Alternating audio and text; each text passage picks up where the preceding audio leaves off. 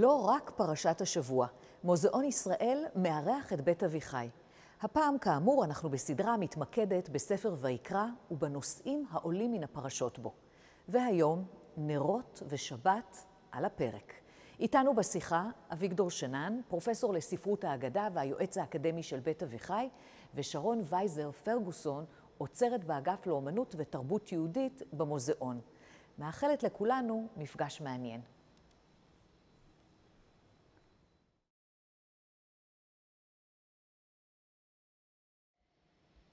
שלום, שלום. שלום גם לך, שרון וייזר פרגוסון, עוצרת בכירה באגף לאומנות ותרבות יהודית על שם מנדל פה במוזיאון ישראל בירושלים. שלום אביגדור. אנחנו כמה ימים אחרי יום הזיכרון לחללי מערכות ישראל, ועוד כמה ימים קודם לכן יום הזיכרון לשואה ולגבורה. אלה שני אירועים שאחד המאפיינים שלהם זה הדלקת נרות. נרות נשמה או נרות זיכרון. ראיתי גם במוזיאון יש תערוכה של נרות כאלה, מה שאנחנו אשכנזים קוראים לזה גם נרות יורצייט, ביום הזיכרון הספציפי, אבל גם ימים שאומרים בהם לזכור ממילא, בכל החגים, וגם אירועים לאומיים, כולנו מכירים את העניין. אני מתאר לעצמי שגם עליהם יש מה לומר, למרות שלפי שאני למדתי, אז זו תופעה מאוחרת. מצאתי התייחסות לנרות כגון אלה רק בספרות המאוחרת. מאידך גיסא, המשנה פעם אחת מזכירה נרות של מתים, עוד נדבר על זה בהמשך, אבל אין הכוונה כנראה לנרות יורצייט, לנרות זיכרון, אלא סוג אחר של נרות שעוד נגיע אליהם. כך שאנחנו בתקופה של בין נרות לנרות, וגם נדבר על נרות בהמשך הדרך שלנו כאן. איך כל זה מתקשר לפרשת השבוע? פרשת אמור.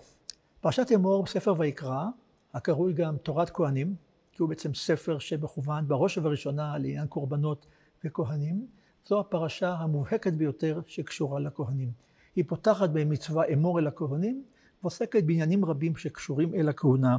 כך למשל השאלה למי רשאים הכהנים להינשא, כולנו יודעים על האיסור להינשא, לגרושה וכיוצא בזה.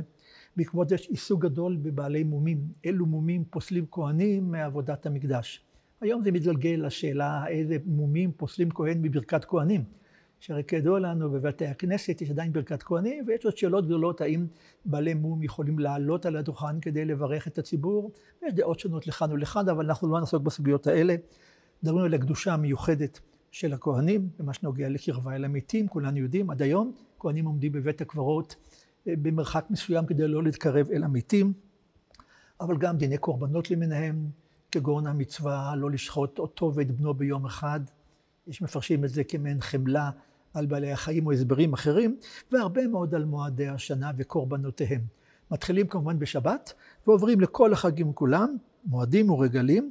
בסוף יש גם סיפור קצר על איזה מקלל שקילל והוצא להורג, אבל לפניו מגיעים כמה פסוקים שהם קשורים לענייננו שלנו היום, ואני אקרא אותם כדי שנצא מתוכם. וכך נאמר בפרק כ"ד, הפרק המסיים את פרשת אמור. וידבר השם אל משה לאמור. צו את בני ישראל, ויקחו אליך שמן זית זך כתית למאור, להעלות נר תמיד. מחוץ לפרוכת העדות, מחוץ לפרוכת העדות, באוהל מועד, יערוך אותו אהרון מערב עד בוקר, לפני השם תמיד, חוקת עולם לדורותיכם. על המנורה הטהורה, יערוך את הנרות לפני השם תמיד. זו החנוכיה או המנורה, יותר מאוחר חנוכיה שהייתה במשכן ובמקדש, והמצווה שנר אחד שם תמיד דלק, ומתוך כל זה גם בא הרעיון לעולם של נר תמיד שתלוי בבתי הכנסת שאני מכיר מעל מקומו של החזן ליד ארון הקודש. נכון. יש נר תמיד בבית הכנסת, וזה גם מתקשר למה שדיברת, מה שהזכרת קודם לגבי נר נשמה, מכיוון שנר תמיד, כשתלוי בבית הכנסת, לא כתוב עליו בדרך כלל נר תמיד, אלא זה נר שנתרם הרבה פעמים לזכר מישהו שנפטר, ויש מנהג, במרוקו למשל נהגו להדליק את הנרות, היו בבתים נרות או מנורות שהם מכלי זכוכית שמילאו במים ושמן ופתילה, והם היו תלויים בבית. כשמישהו נפטר הורידו את הנר הזה והדליקו במשך שנה לזכרו כך בבית את הנר, נר נשמה, ובתום שנת האבל העבירו לבית הכנסת, הרבה פעמים עם הציון של שם של הנפטר, וכך הנר הזה היה תלוי בבית הכנסת. זה גם נר נשמה לזכר אותו אדם, אבל גם נר תמיד לפעמים שהאיר את בית הכנסת. כלומר, הנרות שהאירו את בית הכנסת, היה גם אחד מהם שהוא נר תמיד ונר לזכר מישהו. ומה שמעניין שאולי גם יקשר אותנו לנושא הבא שלנו של שבת, זה אלה נרות הנשמה לזכר נשים, כי נשים הדליקו לפעמים במרוקו, היה נר פליז בבית, שאיתו האישה הדליקה נרות שבת, ואחרי פטירתה, אחרי שנת האבל, הוסיפו את השם שלה על הנר, וגם תרמו לבית הכנסת. ושם, שוב, יש כאן את הקשר בין האישי לבין הקהילה, והיא ממשיכה להאיר. ומה שנראה לי מעניין, הקישור בין נר נשמה לבין נר תמיד. והזיווגים שביניהם, אגב, נר נשמה כנראה עולה מן הפסוק בספר משלי, נר השם נשמת אדם, שנשמתו של האדם הוא בעצם מנצץ בתוכה גם נרו של האל, מכאן זה נקרא נר נשמה, נר זיכרון, אבל זה לא הנושא העיקרי שלנו. הזכרנו אותו משום שאלה ענייני דיומא בימים שאנחנו עמדנו בשבועות האחרונים. אגב, אני רוצה רק לדייק, מניין הגיע מנהג של נר תמיד בבית הכנסת, אז המדרש מספר לנו שבמקדש, במשכן, במקדש, נר אחד, הנר המערבי ביותר, מעולם לא קבע. הוא היה נר קבוע, וממנו היו מדליקים את כל הנרות האחרים. זה נר התמיד, נר תמידי, שנמצא במקום שנמצא בבתי הכנסת. ובכן, אולי מילה שרון, היכן אנחנו נמצאים ברגע זה? כן, אז אנחנו נמצאים בתצוגת הקבע של האגף לאומנות ותרבות יהודית במוזיאון ישראל, והחלק הזה שנמצא מאחורינו, בו אנחנו דנים בנושא של שבת. אפשר לראות שהוויטרינות כאן לבנות, בניגוד לשאר התצוגה, שבה הוויטרינות בצבע אפור כהה. וזה מכיוון שהשבת הרבה פעמים מתייחסים אליה כקלה, ואנחנו עוד נדבר, אני מניחה, על הקשר בין האישה לבין שבת. אז בתצוגה שלנו כאן יש חפצים שקשורים בשבת, חלקם כולם מכירים, כמו פמוטים להדלקת נרות או מנורות, גביעים לשבת, ומכלים לבשמים, שאנחנו קוראים להם הדסים לבשמים. אבל יש גם חפצים שהם אולי לא כל כך מוכרים ומעניינים. למשל, יש לנו כתבי יד שהם מיוחדים לשבת, שיש בהם פיוטים וקריאות מיוחדות, ממגוון של ארצות, יש גם מגרמניה, מתימן, מטורקיה, ואפשר לראות בהם אפילו איורים של מנהגי השבת במקומות האלה. הייתי גם מפות שולחן, נכון, יש לנו כאן מפה, מפות לכיסוי חלות, יש לנו סירים לבישולים של שבת, בישול ארוך, אפילו אחד עם שם של הבעלים, כדי שאפשר להניח אותו בתנור קהילתי.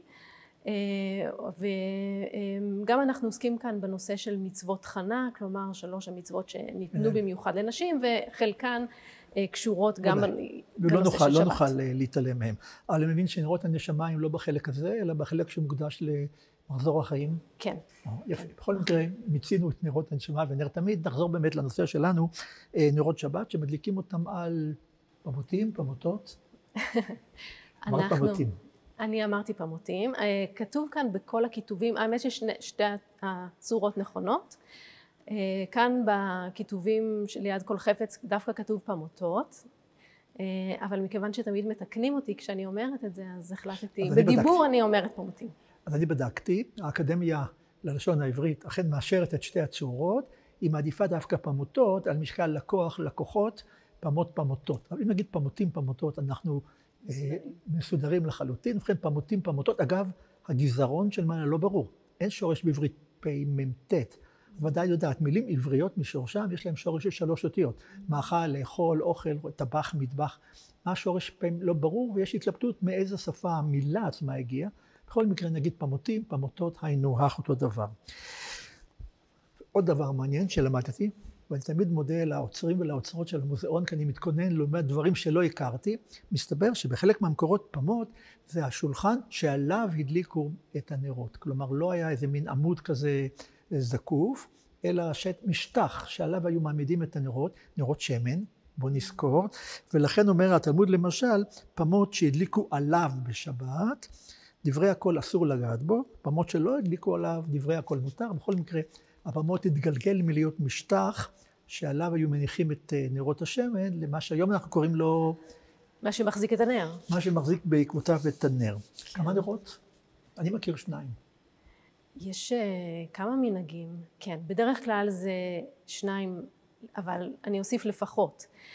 כי המנהג זה להדליק 2 נרות כדי, אחד עבור שמור את יום השבת לקודשו, והשני זכור את יום השבת לקודשו. אבל יש מנהגים שונים. עוד מנהג מאוד רווח זה כמספר בני הבית. משפחה מרובת ילדים מוציא הרבה מאוד כסף על נרות. כן. ויש גם מנהג בהשפעת הקבלה של להדליק 7 נרות, כמו 7 הנרות שהיו במנורת 7 הקנים בבית המקדש. אז באמת אפשר לראות... פגשתי 2 נשים שמדליקות 3 נרות, כי הם פעם שכחו להדליק נרות שבת, ואז קיבלו עליהם בתור פיצוי לכל השנה, כל החיים כולם, להדליק 3 נרות. כך ש2 נרות, 3 נרות. אבל תראי, הקישור לזכור ושמור לא מצאתי במקורות הקדומים. אני כזכור לחוקר ספרות אגדה של חז"ל, ולא מצאתי רק בדבריו של רבי חיים פלטיאל, חכם אשכנזי מהמאה ה-13, שהוא אומר לראשונה, אין לפחות מ2 נרות, 2 בנקבה, נדבר על זה עוד, בשבת 1 כנגד זכור ו1 כנגד שמור. כך שאולי המנהג הזה לא מאוד קדום כמו שנדמה לנו. ממתי זה? מאה ה-13. כן. העדות הראשונה, ייתכן שזה עוד כבר קודם, אין לכם פה ודאי פמוטות מתקופה כל כך קדומה. לא, אבל זו שאלה מעניינת שאתה שואל, מכיוון שבעצם, כמו שאתה הזכרת קודם, הנרות הקדומים, אפשר למצוא אותם באגף לארכיאולוגיה. כן? אלה נרות שמן, נרות חרס כאלה, שהשתמשו בהם, ואנחנו לא יודעים אם ישתמשו בהם למאור בבית או כנרות שבת. וגם אחר כך, כלומר, חלק מהפמותים או הפמותות שנמצאים אצלנו כאן בתצוגה, גם לגביהם אנחנו לא יכולים לדעת בוודאות אם מדובר בפמותים שנוצרו במיוחד עבור שבת. אנשים השתמשו בנרות כדי להאיר את הבית, אז קשה לדעת. יש מנהגים מאוחרים, ואנחנו נדבר אחר כך על מנורות שמן מיוחדות, אבל לגבי נרות, לגבי פמותים, כמו לגבי גביעים למשל, גם אנשים השתמשו בחפצים האלה, הם היו חפצים יומיומיים, ואם לא כתוב עליהם באופן ברור, להדליק נר של שבת למשל, או איזושהי הקדשה שקשורה בשבת, אנחנו לא נדע אם השתמשו בהם בבית. גם ייתכן שהם לא של עם ישראל בכלל, שהם מהסביבה התרבותית בכלל. זה נכון, נכון, ולכן כשאנחנו מקבלים חפץ, אנחנו בדרך כלל שואלים את התורמים מאיפה הגיע החפץ, ואם אנשים אומרים, בנרות האלה השתמשו במשפחה שלי כדי להדליק נרות שבת, אז אנחנו יכולים לדעת ולקבל את החפץ. גם הרבה מהחפצים שנמצאים כאן בגלריה הגיעו אלינו אחרי השואה, הם חפצים שנבזזו מיהודים על ידי הנאצים בתקופת השואה, ומאוחר יותר הגיעו לכאן למוזיאון. ואפשר להניח שהם שימשו בבתים של יהודים, ומניחים שישתמשו בהם גם כנרות שבת. אז כדי להשאיר את הדיון שלקח שוב במקורות, כן מקור אחד שמאוד מעניין לעניין הכפילות של הנרות, הוא סיפור שמופיע בתלמוד הבבלי, שפה מסובר על 2 חכמים שראו בערב שבת איזה יהודי רץ בבהילות, הוא מחזיק בידו 2 ענפי הדס. ושאלו אותו לכבוד מה הענפים, אז הוא אומר לכבוד השבת. מדוע 2 ענפים? ואז הוא אומר, 1 כנגד זכור, ו1 כנגד שמור, כך שזכור ושמור והכפילות הזאת כן נזכרת במקורות, אבל לאו דווקא על הדלקת נרות או פמותות. וזה בהחלט אולי המקור קדום ביותר שמדבר על הכפילות. בכלל, שבת היא קצת כפולה, יש לחם משנה שאוכלים בשבת, ויש אולי ודאי גם דברים כפולים אחרים, לפחות אוכל אצלנו תמיד כפול. יש גם מקור אחר, וגם הוא יחזק את מה שאת אמרת לגבי מספרי הנרות. ספר תלמוד הבבלי על אחד החכמים, רב הונא, עוד נזכיר אותו בהקשר חיובי אחר, נוהג היה רב הונא לעבור על יד ביתו של רבי אבין הנגר. נגר, אדם פשוט בשם רבי אבין. ראה הוא שהוא רגיל בנרות הרבה, שהוא מדליק נרות רבות לשבת, כלומר, מה שדיברנו עליו עכשיו, כמות הנרות. אמר, 2 בני אדם גדולים יצאו מכאן, בית מלא אור, גם יצאו תלמידי חכמים, ובאמת יצאו משם רבי עדה בר אבין ורבי חייא בר אבין. יש פה גם קשר בין לימוד תורה ולבין אור ושבת, כל המוטיבים האלה הולכים יחדיו. ועוד מקור אחד, נראה לי ראוי להזכיר אותו, לגבי שרה. המדרש מספר ששרה, הנר שהייתה מדלקת בערב שבת, כי ברור לחז"ל ששרה הדליקה נרות כל ערב שבת, וכמובן פרסה את ידיה ואמרה את כל התחינות, כי המדרש הוא לגמרי האנכרוניסטי, הנרות התדלקו עד מוצאי שבת. היה נס בנרות של שרה שהם הספיקו לדלוק עד מוצאי שבת. כך שבמקורות הקדומים יש קצת ניסים בנר שנמשך, כפילות של הדלקת אש שמור וזכור וכיוצא בזה, דברים כגון אלה. אז אנחנו חוזרים לעניין שלנו כאן ולעניין הזה של גלריה, ולשאלה שנראית לי כל אחד חייב לשאול אותה. היום כל כך מובן שמדליקים נרות שבת. נדמה לי ראיתי ש52% מהבתים בישראל מדליקים נרות שבת. לא כולם בזמן הנכון, לא כולם בברכה, אבל באיזשהו מקום נרות שבת, אפילו בגני הילדים, אבא של שבת, אמא של שבת, יש הדלקת נרות. הנרות הפכו להיות לאיזה מין מייצג של יום השבת, יום הקדוש וכיוצא בזה. חלק מהאווירה. סליחה? חלק מהאווירה. חלק מהאווירה, השאלה הגדולה היא מתי בעצם מדליקים נרות, ולמה מדליקים נרות. אגב, לגבי מספר הנרות, אולי שכחתי לומר, יש אומרים שמלכתחילה הדליקו נר אחד בלבד, על כדי שיהיה ברור שהנרות הודלקו לכבוד שבת, לכן שניים. כי נר בודד אולי בא כדי להאיר את חשכת הבית. שני נרות ודאי באו להוסיף איזו אווירה של, לא יודע מה, קדושה או כל דבר אחר. אז בואו ננסה רגע להתחקות אחר ההיסטוריה. כמובן בתנ"ך אין לנו הדלקת נרות שבת. לפי המדרש כבר אמרנו, כל הדמויות המקראיות כיבדו שבת ואכלו צ'ולנט וחמין, אם זה היה תלוי במדרשים. אבל אין. אבל באמת זה מתחילים מן המשנה. יש מסכת שלמה במשנה, נקראת מסכת שבת, ופרק שלם עוסק בשמנים שבהם מדליקים את הנר. פה נזכור נר, חרס, נר עגול, במרכזו פתח, מן הפתח פתילה, ויש שמן בתוך הנר, והפתילה שואבת מן השמן, וכך היא מאירה.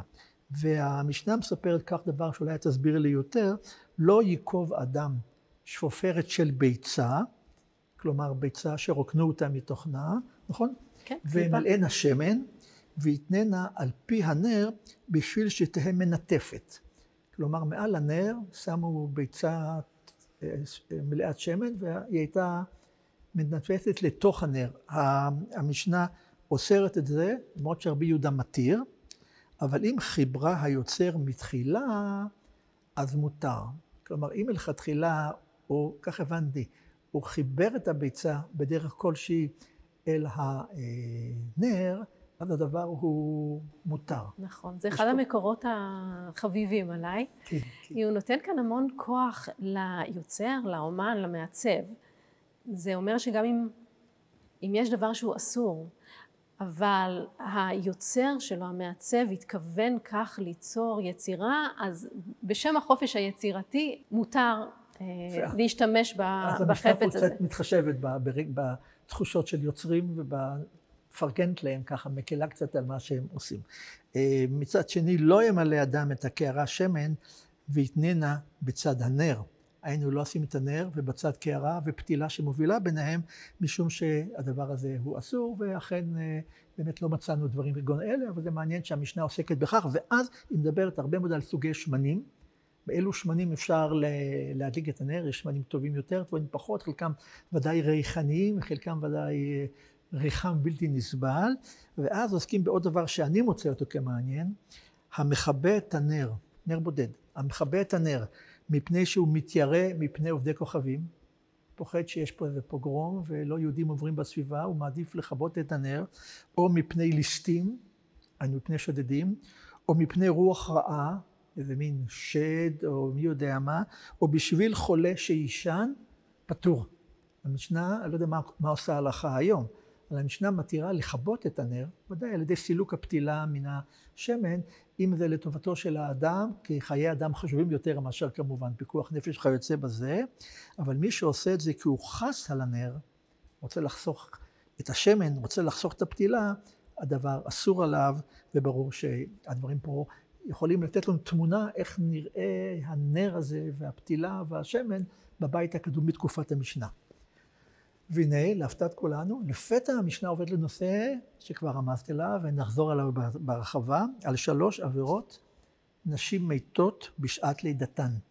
שעת הלידה זה כמובן שעת מעבר מאוד מסוכן. האישה שיושבת על המשבר ללדת, היא נכנסת במצב אחד, מעוברת, תצא בצד שני כאם, וזה מצב ביניים מאוד מאוד מביך. בזמן הזה 3 נשים אומרת המשנה מתות בלידתן בשל 3 עבירות, על שאינן זהירות בנידה, כל עניין שמירת טהרת המשפחה, בחלה, בהפרשת חלה ובהדלקת הנר.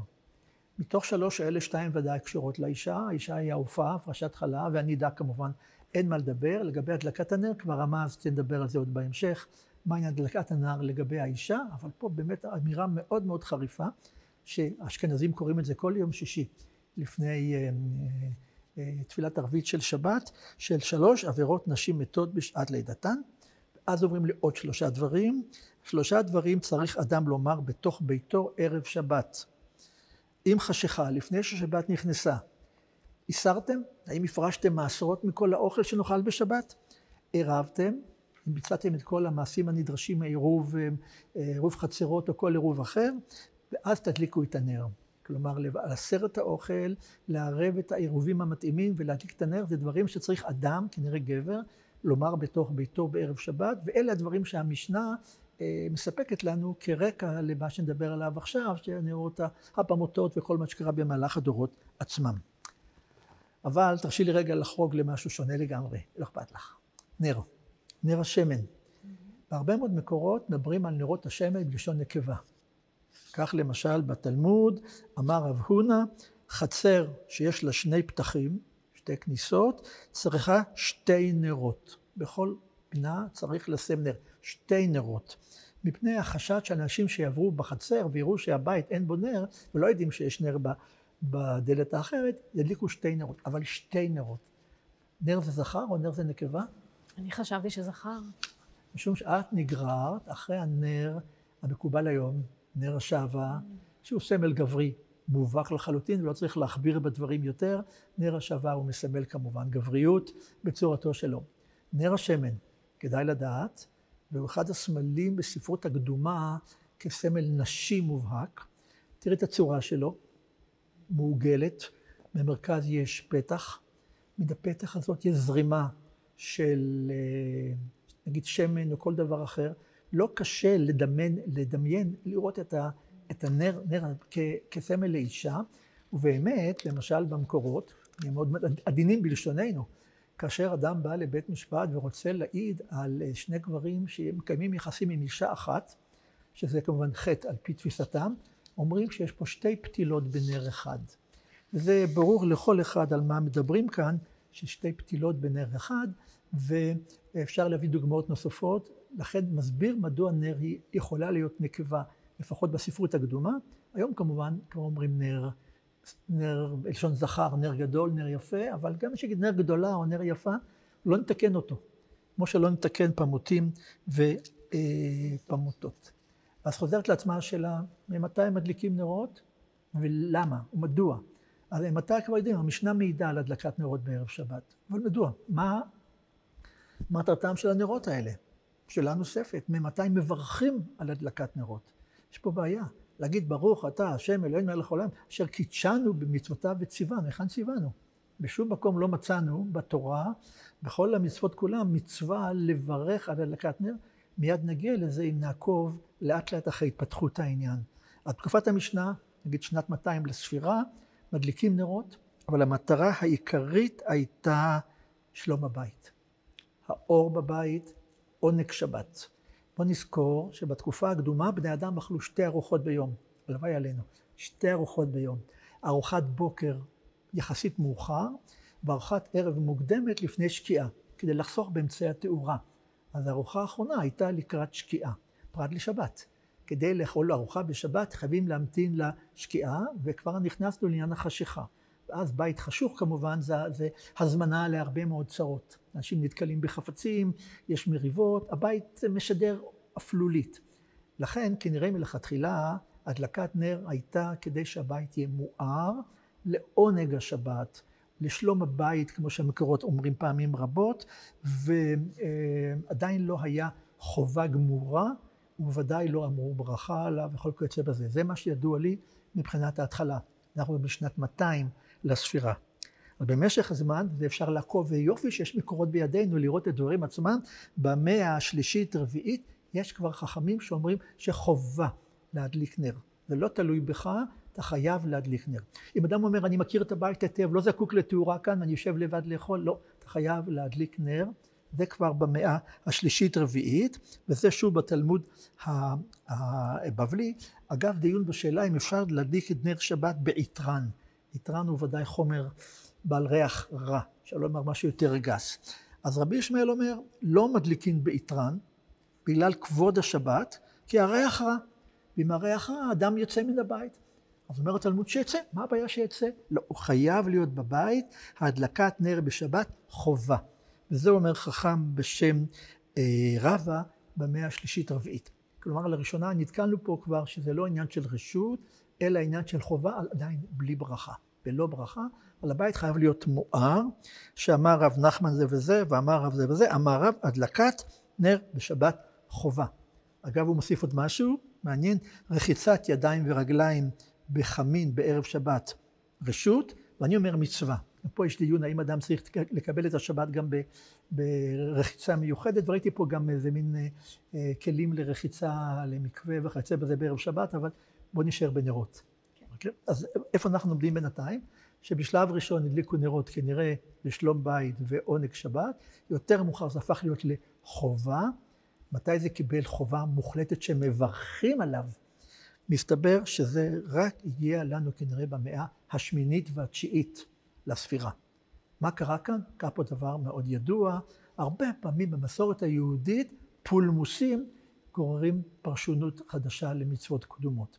פה מדובר על פולמוס עם הקראים. הקראים, אותה כת שפרשה מעם ישראל, והייתה כת חזקה מאוד.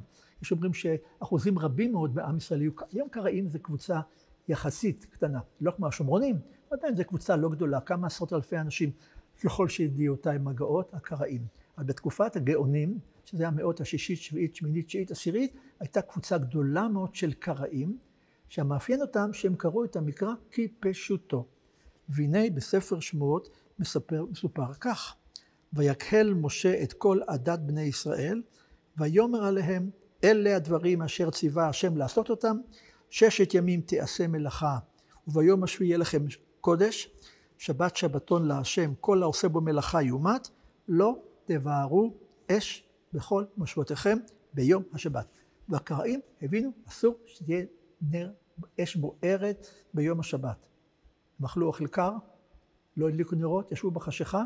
אגב, גם חלק מהשומרונים בזמנו כך קיימו את הדברים עצמם, כי זה פשוטו של מקרא, לא תבערו אש.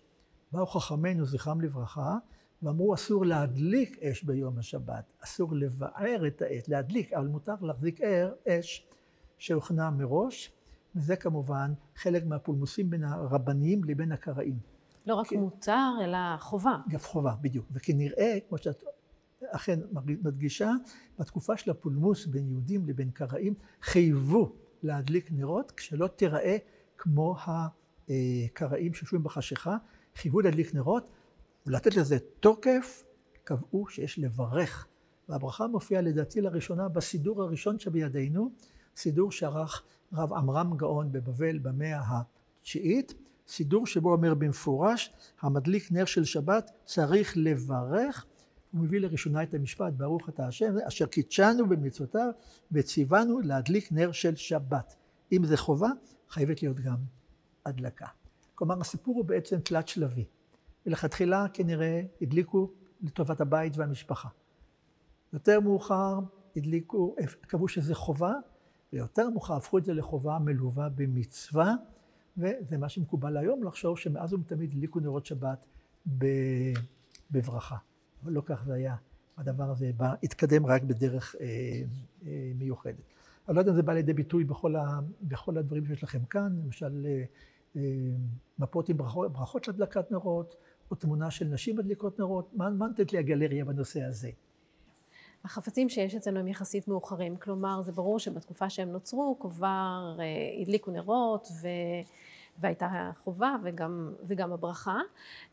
לגבי המפה שאתה רומז עליה שבאמת נמצאת כאן מאחורינו בתצוגה, זו מפה שכנראה כיסו בה חלות לשבת, והיא מבטאת איזשהו מנהג קבלי.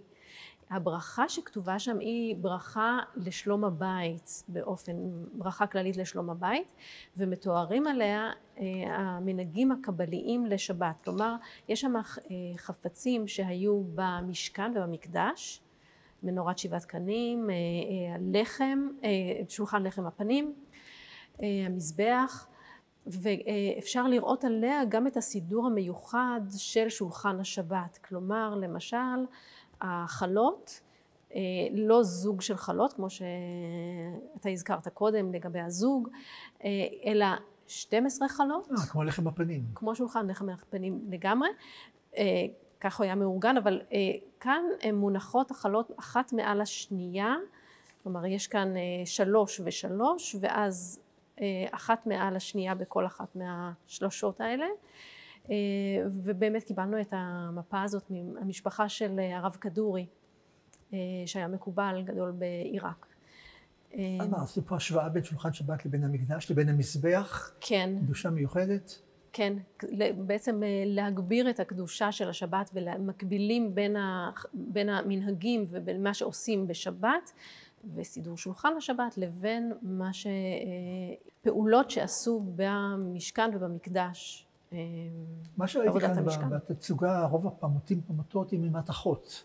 אני מניח כסף או ברונזה או מי יודע מה. נכון. אבל יש גם אחרים? כן. אבל לא בתצוגה. באמת, זה נכון שאצלנו בתצוגה, רוב מה שיש, מה ששרד, אלה דברים שנשמרו,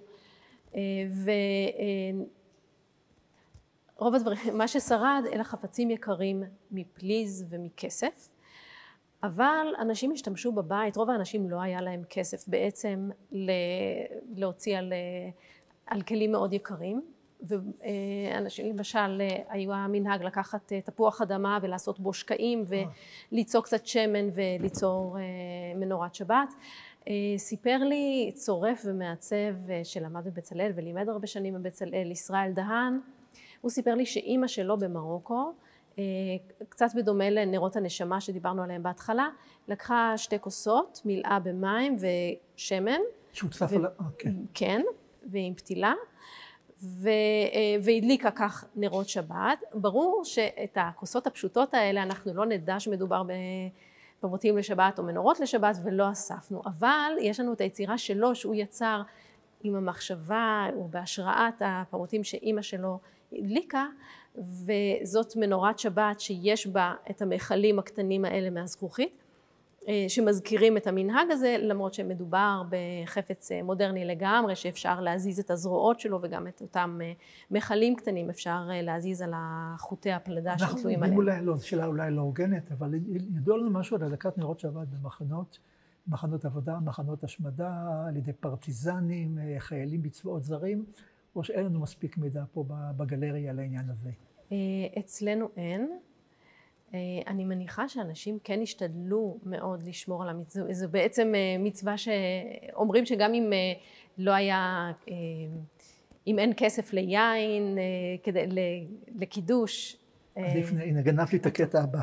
תגיד הבא ולי אומר, אם לאדם יש כסף או לנר או לקידוש, עדיף להוציא כסף על הנר ולא על הקידוש, מפני שלום הבית. אני רוצה לחזור לנושא שלום הבית שמאוד חשוב, הזוגיות. בבית. האור מסמל איזה מין רוגע, איזה מין קירוב לבבות, איזה מין פתיחות בניגוד לאפלה. וזה כנראה אחד ההסברים היפים לצורך בזמנו להדליק נר בבית, שהנר ידלק, ויש לו סיפור מאוד יפה בתלמוד הירושלמי, סיכם אותו בקצרה, כי אני לא רוצה לפסוח עליו, על איזה, מספר רבי מאיר, עוד נחזור עליו, השם רבי מאיר ישר מתקשר פה לכל האור והתאורה שרואים כאן, על רבי מאיר, שהיה יושב ודורש בבית הכנסת של חמת כל ליל שבת. הוא נהג לדרוש בלילות שבת, אגב זו העדות היחידה על דרשות בלילות שבת, והייתה איזו אישה אחת שהייתה עומדת ושומעת את הדרשה. פעם אחת הדרשה שלו התארכה, ועד שהגיע הביתה, מסתבר שהנר כבה. הנר שהדליק אותו לכבוד הבית כבר כבה, כנראה הגיע באיחור, דבר שהביאה לזעם הגדול של הבעל, שכמעט גירש אותה מביתו, ולא נאריך בסיפור הזה. אז יש לנו פה דוגמה עד כמה הנר מסמל את שלום הבית, ואת הצורך ללוות את הבית בתאורה בתקופה הקדומה, גם אם לאו דווקא בגלל נושא של קדושה או כל דבר כגון זה. וכעת, אולי שאלה אחת שרמזת עליה, מי חייב להדליק נרות בעצם? זאת אחת המצוות שנמסרו לנשים. אם אישה לא מדליקה, אז מישהו צריך להדליק וזה יהיה הגבר, אבל זאת אחת המצוות שנמסרו לנשים. אני אקרא לך את רמב"ם. מה אומר הרמב"ם? הלכות שבת. הדלקת נר, הרמב"ם זה כבר 112. הדלקת נר בשבת אינה רשות, אם רצה מדליק, אם רצה אינו מדליק. ולא מצווה שאינו חייב לרדוף אחריה עד שיעשנה.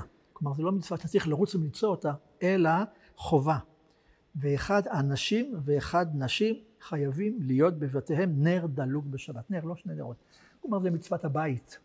נמסר גם לאישה, כמובן, מיד נראה מדוע, אבל זה מצוות הבית, ולא כולם יודעים, לפחות במי שאינם שייכים לעולם הדתי, שגבר רווק, או גבר שהאישה לא בביתו, או אדם שנמצא בטיול, לכאורה חייב להדליק נר, בברכה, אף שלא אישה, והטעות המקובלת שהיא רק נשים מדליקות, זה פשוט לא נכון. חב"ד פיתחו את זה גם לכל אישה ובת, מדליקה נרות שבת, אבל אנחנו שוב התרחבנו הרבה מאוד מן הנושאים האלה שלנו. אז זה נכון כך. אז מדוע אישה באמת, מלכתחילה? למה אנשים? לא תרצי לשמוע את התשובה, נכון? לא תרצי את התשובה. התשובה של המדרש, ופה אנחנו עוברים לשלוש המצוות שקשורות לאישה, כן, 3 מצוות שנשים מתות בגינם, אז אומר המדרש בראשית רבה, למה ניתן לאישה מצוות נידה? על ידי ששפכה את דמו של אדם הראשון, לפיכך ניתן לה מצוות נידה. כלומר, העונש על נשים, כל הסבל הזה שכרוך בכל העניין הביולוגי הזה, זה עונש על כך שהיא גרמה למותו של אדם הראשון, כאילו לאותו פרי שנתנה לאדם, אדם לא היה מת. זה עונש על האישה. 2, מפני מה ניתנה לה מצוות חלה, על ידי שקלקלה את אדם הראשון, שהיה כאילו גמר חלתו של עולם. כמו שחלה, הפרשת חלה זה חלק עיקרי מן הבצק שניתן למרומים. אדם הראשון נתפס כאן כמעין חלה, ולכן אישה קיבלה מצוות חלה, ומפני מה ניתן לה מצוות נר שבת, על ידי שכיבתה את נשמתו של אדם הראשון, לפיכך ניתן לה מצוות נר שבת. כלומר, לפי המקור הזה, 3 המצוות שהאישה מחויבת בהן, נר מצוות חנה, כמו שנקרא לו מיד, זה בעצם עונשים על אנשים בגלל סיפור האישה הראשונה. אולי לא מאוד נחמד, אבל אפשרי. אולי עוד מילה לפני מה שאנחנו רואים פה למעלה? כן, אני רוצה, גם על חפץ שקשור ישירות לנושא הזה שאתה דיברת עליו עכשיו של מצוות חנה, שעליו מופיעה מנורה תלויה כמו אלה שאנחנו רואות כאן למעלה, אז קודם אני אספר על המנורות ואז על החפץ. באמת הייתי מה עומד מאחורינו כאן. כן. אלה מנורות תלויות. אני קודם אמרתי שיהודים הדליקו נרות בפמוטים כפי שהשתמשו בסביבה, בארצות שבהם הם חיו. אבל יש גם חפץ שהדליקו בו במיוחד יהודים ובמיוחד אחרי ימי הביניים. מנורות תלויות, שימשו בבתים עד ימי הביניים, גם בימי הביניים. מנורות תלויות עשויות בדרך כלל ממתכת. שוב, השתמשו בסביבה הנוצרית באירופה וגם בארצות אחרות. אלה מנורות שמן, שיש להם זיכים בצורה של כוכב. בכל אחד מהם אפשר היה להדליק פתילה, וזה גם מעניינת כאן השאלה גם באמת כמה נרות הדליקו, מכיוון שזה ברור שיותר מ2 נרות. או 2 נרות. או 2 נרות. אחרי ימי הביניים, התחילו להשתמש בסביבה הנוצרית באירופה בנרות שעווה, והפסיקו להשתמש במנורות התלויות. מי המשיך להשתמש עד תחילת המאה ה-20? היהודים. זו הייתה מנורת שבת מקובלת בבתים יהודים. אפשר לראות תיעוד שלה גם בכתבי יד וגם את החפצים האלה. איך מגיעים אליה? אז לפעמים היה מתלה בצורה כזו של מסור, אפשר היה לתלות אותה מעל השולחן, הייתה במשך כל השבוע נמצאת למעלה, ואז מורידים אותה ומנמיכים אותה לקראת שבת ומדליקים בה נרות. ונקראה יודנשטרן, מכיוון שהייתה כל כך מקובלת אצל היהודים. כוכב היהודים. אבל מי שלא אותו, המתקן הזה צריכים לטפס כדי להדליק נרות. או שהייתה מלכתחילה קצת נמוכה. נמוכה יותר, בניגוד למה שרואים כאן. היא בדרך כלל מכוכבת או לא בהכרח? כן, זאת הצורה הזאת של כוכב, ומה שמעניין זה, מה שאפשר לראות כאן זה מנורות מאיטליה, מאנגליה, מארצות השפלה, מגרמניה יש אצלנו בתצוגה, אבל יש גם מנורה מתימן שעשויה בצורה דומה, כלומר צורה כזו שמעוגלת עם פינות שמזכירות כוכב. כנראה שמדובר במסורת מאוד קדומה, יכול להיות שאפילו גם בארץ ישראל, עוד לפני שיצאו לגלות, ואז לקחו איתם את אותה... זה מאוד קדום. כן, ובתימן המנורה הזאת עשויה מאבן, מכיוון שאבן לא מקבלת טומאה, ולכן יש הרבה חפצים בתימן שעושים מאבן. הבטחתי לדבר על חפץ מיוחד שמתוארת עליו מנורה הזאת, היודנשטרן. יש אצלנו באוסף קופסה קטנה מאיטליה, מהמחצית השנייה של המאה ה-15, כלומר מאוד מאוד מוקדמת, ואפשר לראות עליה אישה שמקיימת את מצוות חנה, את 3 מצוות הנשים. אפשר לראות מימין את האישה לשה את הבצק להפרשת חלה, עם סרט קטן שמעל שכתוב עליו הברכה, כתובה מעליו הברכה. האישה רוחצת באמבט עגול במרכז, זו הנידה, והדלקת נרות בדיוק על מנורה מהסוג הזאת, זה מאיטליה.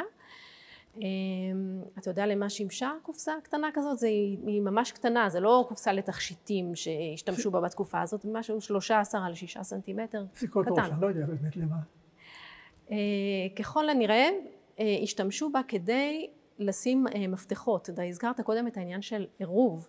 בשבת אסור לטלטל מפתחות. לא בארץ, כן, בארץ עירוב, במקום שאין עירוב. נכון, ולכן את המפתחות שבה האישה נעלה תיבות של בגדים שהיו בבית, יחסנו טקסטילים באותה תקופה בתוך תיבות עץ גדולות, היא יכלה לנעול במפתחות, ואת הצרור הזה של בעלת הבית שמה בתוך הקופסה. אפשר היה לנעול את הקופסה הקטנה הזאת מהכסף במפתח קטן ולתלות על הצוואר. וכאן אני מפנה את תשומת לבך לחלק העליון של הקופסה. אתה רואה את החוגות האלה, נראה כמו שעונים. החוגות האלה מציינות טקסטילים שונים שהיו במשק הבית של אותה אישה. הכל כתוב באותיות עבריות, אבל לפעמים חלק מהמילים הם אפשר לראות מכנסיים שכתוב בעברית, אבל גם מנטיל, או אפשר לראות שחלק כתוב באיטלקית בניב המקומי של ונצו, של צפון איטליה. בעלת הקופסה סימנה לעצמה כמה מכל אותם טקסטילים בשימוש ביתי, סדינים, מגבות, מטפחות, חולצות, כמה היה אצלה במשק הבית, וכך היא יכלה לעקוב אחרי המספר שלהם. זאת קופסה שניתנה לאישה עמידה ללא ספק, מתנה לחתונה או מתנה לפני החתונה. מעניין. אתה לא יודע מה מצפה לך באיזשהו מקום שלא יהיה, אבל אולי רגע לפני שנגיע עוד למצוות חנה, אפשר לוותר עליהם, אני רואה פה עוד משהו שהוא שייך לאור בצורה מאוד בולטת, וזה עניין ההבדלה. ראיתי כאן הרבה מאוד מגדלי הדסים, או איך שזה נקרא, וראיתי בתוכם כמה שנראים לי לא כך מתאימים לבשמים דווקא. צדקתי? נכון. יש לנו בעיקר הדסים לבשמים, שהם מכלי הבשמים ששמו בהם תבלינים באירופה לטקס ההבדלה, וכמה מהם הם כלי משולב שיש בו גם פמות וגם מגירה קטנה שבה שמים את התבלינים מה, פמות לריח. להבדלה? פמות להבדלה, כן. החפץ לא מאוד נפוץ, כנראה מכיוון שבעצם בהבדלה לא משאירים את הנר דולק, אלא מדליקים את הנר ואחר כך גם מכבים אותו. אז לא יצרו כלי במיוחד לנר הבדלה, אבל כן יש את הכלי המשולב שהוא גם פמות וגם הדס לבשמים. ורק בסוף המאה ה-19, תחילת המאה ה-20, כאשר מעצבים יהודים מתחילים לעצב, כי באירופה רוב המעצבים לא היו יהודים, מתחילים לעצב לעצמם, אז מתחילים לעצב גם פמותות שיש בהם צורה פחוסה שתתאים לנר הקלוע, מכיוון שמדובר כאן במאורי האש, מברכים על מאורי האש, כלומר יש יותר מפתילה אחת, זה נר קלוע, ומעצב כמו ליאו הורוביץ שחי בפרנקפורט בסוף המאה ה-19 ובמחצית הראשונה של המאה ה-20, יצר פמות מהסוג הזה שמתאים במיוחד להחזקה ביד ולצורה המיוחדת של הנר. כלומר, בעצם אנחנו מלווים את השבת בנר בערב שבת ובנר במוצאי שבת, ובשני המקרים האלה האומנים יצרו יצירות החל כבר מהביצה הקדומה של המשנה עד ימינו שלנו, ועדיין יוצרים יצירות חדשות בפמותים וכיוצא בזה? או זה נושא שכבר ירד מעל סדר היום? לא, בוודאי שיוצרים.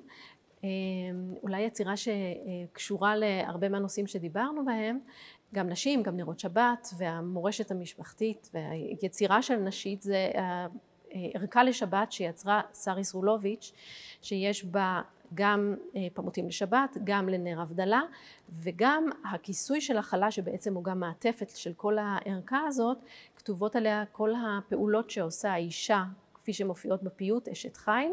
מי המעצבת הזאת? שרי סרולוביץ', מעצבת ישראלית. בזמננו. כן, כן. והקופסה להבדלה, לבשמים, עליה היא עשויה מכסף, אבל נרקם עליה בחוט אדום, צורה של פרח, שהיא שואבת אותה מרקמה של סבתא שלה. וקוראת ליצירה כולה, שהיא חוזרת ברקמה הזאת בחוט האדום, עובר כחוט השני. הקשר הזה בין סבתא לנכדה, מדור לדור, וגם אותן מצוות נשים של הדלקת נרות. לא רק הקשר בין הדורות, אלא גם בין העדות. אם יש משהו שמשותף, אמרת משהו תימן, אמרנו אשכנז, אני חושב שבכל המקומות האלה בסופו של דבר חוזרים לאותם מוצרים, לאותן יצירות, נכון? אין משהו שמייחד רק חברה אחת מכולם. תראה, תשים לב, מבחינת נרות, היודנשטרן באמת יותר נפוץ באירופה בתקופה מסוימת, והזכרנו כאן את ההדסים לבשמים, הם יותר מיוחדים גם לאירופה. אמרתי גם בשיחה מקדימה, מאוד מאוד הופתעתי, שיש גם צלחות לכיבוי הנר. כן. אני יודע שאת הנר היום מכבים בתוך היין, כן? נכון. כדי אחר כך מורחים אותו קצת על המצח למי שמאמין, או על הכיס למי שמאמין, שזה יביא לו גם כסף טוב וכיוצא בזה. על מה הרעיון ליצור גם צלחת מיוחדת לכיבוי נר? תראה, באופן כללי, לא כל תשמישי הקדושה והמצווה שנמצאים כאן הם עתיקים ונוצרו לא כמו הפמותות שתמיד, אנחנו יודעים שתמיד היה סוג מסוים של נר. חפץ מהסוג הזה זה חפץ שהומצא במאה ה-19 ותחילת המאה ה-20, מכיוון שאנשים היה להם יותר כסף ורצו לאסוף ולהדר וליצור לעצמם עוד חפצים מעניינים ויפים, והיו מפעלים שפשוט יצרו חפצים מהסוג הזה. במקרה יש חפצים שהמציאו אותם בשלב כלשהו כמו חנוכיה, והם נשארו איתנו הרבה מאוד שנים עד היום והיו נפוצים בכל העולם, אבל יש חפצים שלא, שהייתה תקופה מסוימת, כמו אותה צלחת, ופחות מוכרים לנו היום. יש עוד הרבה דברים שאפשר ללמוד, יש הרבה מאוד סודות שקשורות לנר ונר. צלחת לכיבוי נר של הבדלה. אוקיי. טוב, דחינו לקראת סוף את העניין של מצוות חנה. חטא נ"ה, שזה חלה, נידה והדלקת הנר. באמת זה חוזר כבר אל אותה משנה שמאיימת בעונש מוות על נשים אם לא יקיימו את 3 המצוות האלה. למרות שהתלמוד אומר שאדם בביתו שמבקש להדליק את הנר ולאסר את האוכל, צריך לומר בלשון מאוד מאוד רכה. לא לגעור ולא לצעוק, אלא לשכנע את כל בני הבית, כי אם האוכל לא יהיה מאוסר, אי אפשר לאכול אותו, ואם הנר לא ידלוק, הבית יהיה חשוך. בכל זאת, 3 המצוות האלה, עם הזמן הפכו להיות למצוות חנה, אבל המשנה מזכירה נידה, חלה והדלקת הנר, שזה נון חטא ה'. איך הגענו מנון חטא ה' לחנה, חטא נון ה', למה מצוות חנה דווקא? זה כנראה מתקשר למדרש בתלמוד הבבלי, שכאשר החנה עומדת שם בשילה ומתחננת ובקשת בן, ותדור נדר ותאמר, השם צבאות, אם רעות תראה בעוני אמתך וזכרתני ולא תשכח את אמתך, ונתת לאמתך זרע אנשים, ונתתיו לשם כל ימי חייו ומורה לא יעלה על ראשו. 3 פעמים מזכירה שהיא בעצם אמה, שפחתו של האלוהים, אבל זה אומר רבי יוסי ברבי חנינה. 3 אמיתות למה? למה צריכה להזכיר 3 פעמים שהיא אמתו של אלוהים, שהיא מקיימת את מצוותיו, שהיא נכנעת לדרישותיו? אמרה חנה לפני הקדוש ברוך הוא, ריבונו של עולם, 3 בדקי מיתה, 3 דברים אישה נבדקת בהם בראת באישה, ואלו הם נידה וחלה והדלקת הנר. כלום עברתי על אחת מהן.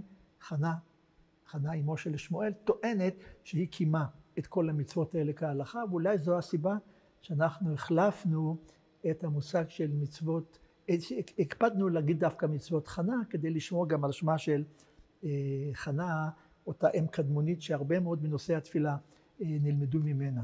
אני מבין שמצוות חנה באו לביטוי לא רק בקופסה שהזכרת, וכנראה גם בציורים, במעשה רקמה ומי יודע מה עוד, של נשים לאורך ההיסטוריה. יש לאו דווקא דברים שנשים יצרו, אבל יש ספרונים שניתנו לנשים, אחד מהם נמצא כאן בתצוגה. אלה ספרונים שניתנו לנשים ובהם מתוארות מצוות חנה. נכון, נזכרתי ראיתי פה צילום, אבל מהם הגברים? אז אם הדלקת נרות היא בידי האישה, מה תפקידו של הגבר? אחד הקטעים שאני כן אוהב בתלמוד, כי מזכיר גם את הבית הפרטי שלי, תלמוד הבבלי קובע שגם הגבר חייב להשתתף בהכנות לשבת. על רב ספרא נאמר שהוא היה חורך ראש של בקר כדי לאכול אותו, הוא היה זה שמעביר אותו באש כדי להתאים אותו לאכילה. רבא היה מולח שיבוטה, מה שלא יהיה שיבוטה, הוא היה מולח את השיבוטה. רב הונא היה מכין את הנרות. אבא זיכרונו לברכה נהג, לא יודע כמה גברים עושים את זה, להדליק את נרות שבת, לאחר מכן לכבות את הפתילות, כך שכאשר אמא, היום גם אשתי תחיה, מדליקים נרות, הם כבר מדליקים פתילה שכבר הייתה חרוכה, זכר למעשיו של רב הונא. ורב פאפא היה מכין את הפתילות להדלקת נרות, ורב חיסדא היה חותך סלק, ורבא ורב יוסף היו מכינים עצים להאיר את הבית. כלומר, גם הגבר חייב, שימו לב הגברים, גם הגבר חייב לשתף פעולה בהכנות האלה לקראת שבת, ולא לסמוך על האישה בלבד. אבל את יודעת, שרונה, עוד משהו עולה בדעתי. זה חידוש שלי, ואם אני גונב פה ממישהו רעיון אחר, אז נסלח לי, אבל אני מאוד אהבתי אותו. שוב, תודה לך שהכנתי את הדברים פה. זה הסיפור המאוד ידוע, כולנו שרים, שלום עליכם, עליכם השערית. כן, הפיוט המפורסם הזה, ששרים אותו ברוב הבתים, לפחות שומרי המסורת, ולא רק בערב שבת, בליל שבת, ליל שבת, לא ערב שבת.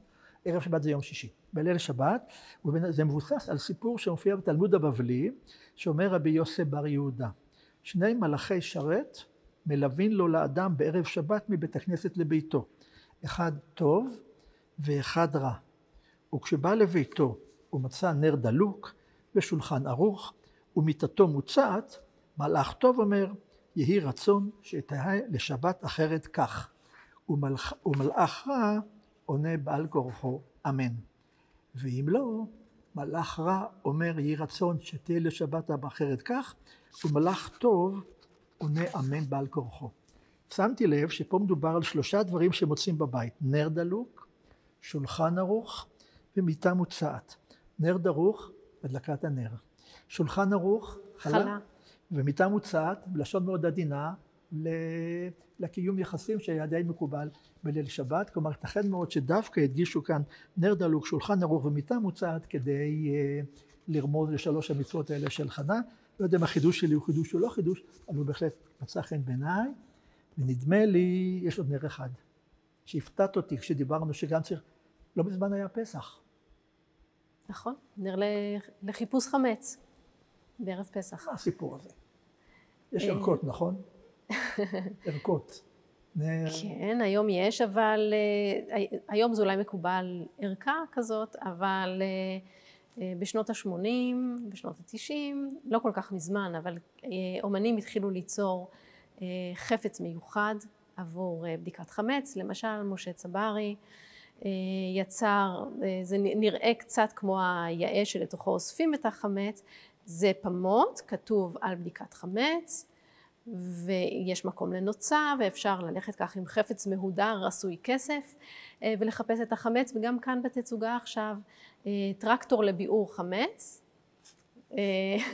שיצר אבי בירן, וכן, ברוח משעשעת יותר, אבל יש שוב מקום לנר, ומקום לנוצה, וכף לאסוף את החמץ. אז תראה, יסוד הדברים זה במקורות הקדומים. אור ל14 בודקים את החמץ לאור הנר. זה לא מדובר שם על נוצה, מדובר על אור הנר.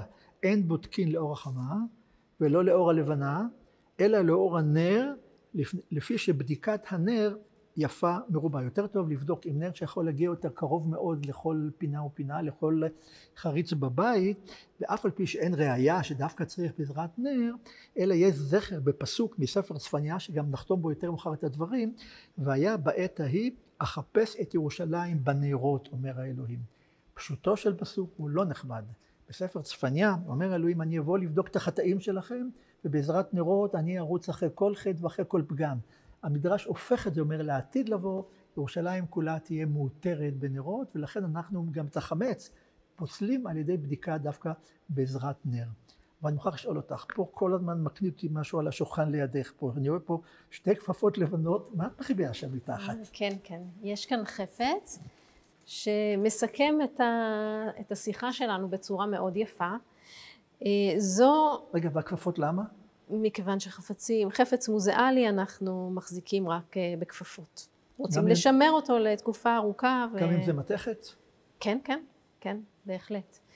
אז זאת קובייה רב תכליתית של אחד הצורפים והמעצבים החשובים של המאה ה-20, זליג סגל. פגשתי אותו בזמנו. ואפשר לראות בקובייה הזאת שהיא חפץ מודרני ועשוי אלומיניום. על כל אחת מהפאות של הקובייה יש התייחסות לנר אחר. בעצם יש כאן איזושהי אמירה על החיים המודרניים שאפשר בחפץ אחד, קומפקטי ורב תכליתי, להדליק בו את כל הנרות. זה כבד מאוד? זה די כבד, כן, זה יצוק. ומה יש בו? יש כאן, אנחנו התחלנו בנר נשמה, אז יש כאן מקום לנר הנשמה. נר חנוכה שעדיין לא דיברנו, נר להבדלה. רציתי לנחש, נר להבדלה. אוקיי. נסתם, פמותים. נכון, לשבת. ויש כאן גם את הנר האחרון שעליו דיברנו, שהוא נר לבדיקת חמץ. אפשר לראות את הזווית, יש כאן, זה נר אחד, ויש לו זווית כזאת שאפשר להסתכל ולהגיע אל הפינות. הגענו לחמש, יש לך... הנר להבדלה עובר, הוא עובר כאן מהחלק העליון אל החלק התחתון, כך שהוא סוג של פעמות שאי אפשר, כמו שאמרתי, את הנר הבדלה בעצם מחזיקים ביד בזמן הטקס, ולכן לא צריך להניח אותו. הוא עובר כאן מהחלק העליון אל החלק התחתון. הוא יצרה חד פעמית שלו, שהוא ביצע אותו במוחרים וכו' וכו', את יודעת? זה לא חד פעמית. לא הרבה, אבל הוא יצר כמה כאלה, כן. בהחלט דרך טובה מאוד לסכם את מה שעשינו כאן, כי דיברנו על כל הנרות האלה, לא דיברנו כמובן על הנרות והידיעה, נרות חנוכה, אבל התחלנו בוא נזכור בנר נשמה, ודיברנו על נר תמיד בבית הכנסת, ודיברנו על נרות שבת, ודיברנו על נר ההבדלה, ודיברנו על הנר לבדיקת חמץ, כלומר באמת הנרות מלווים אותנו לאורך כל הדרך כולה, ורמזתי לדבר אחד שאני חייב לך תשובה עליו, מה זה נר של מתים. אז מופיע באמת במשנה שאסור להשתמש בנר של מתים להבדלה, וחלק מהפרשנים, בייחוד המסורתיים מאוד בטוחים שדובר בנר של זיכרון יורצייט, מכאן עדות שכבר בתקופה ההיא, אבל כנראה לא, אלא באמת נהגו ליד גופה של נפטר, לשים נר שידלוק עד כל עוד הוא חי, הנר מסמל את חייו, אבל זה לא נר זיכרון במשמעות המקובלת, כך שאותו נשאיר בשוליים ונסתפק בנרות השמחים שאנחנו ראינו כאן, ועוד משהו להעיר? אפשר לומר לך תודה ולסיים? תודה, שרון היה באמת מאוד מעניין. אני רוצה לסיים באותה ברכה שכבר רמזנו עליה. אומר התלמוד, השבת נרותיה הם כבודה. אומר התלמוד, אם שמרתם נרות של שבת, אני מראה לכם נרות של ציון. כלומר, נר הגאולה נובע משמירת נרות השבת, שנאמר, והיה בעת ההיא, אחפש את ירושלים בנרות, אותו פסוק שהפכו את משמעותו משלילי לחיובי, ונדמה לי שרוב הזמן דיברנו על נרות במשמעות החיובית. הפצנו אור, גם אור תורה, למדנו, וגם אור הנרות למיניהם. הזכרנו את רבי מאיר, שהוא החכם המאיר ביותר במקורות עצמם. אתה יודע, דרך אגב, כאשר כתוב בתורה שהקדוש ברוך הוא עשה לאדם וחווה כותנות אור בעין, רבי מאיר בתורה שלו היה כותנות אור. כך שהאור הוא לא רק אור פיזי, אלא גם אור רוחני, אבל זה כבר שונה מנושא ההרצאה שלנו כאן, ודאי בפרשת אמור. שוב תודה לך. תודה לך. תודה לגלריה שאירחה אותנו, ולכל העוסקים במלאכה, רבים הם, גם בבית אביחי בירושלים, גם במוזיאון ישראל בירושלים, איחדו כוחות יחד כדי להרבות אור, להרבות שמחה. תודה רבה ושבת שלום. שבת שלום.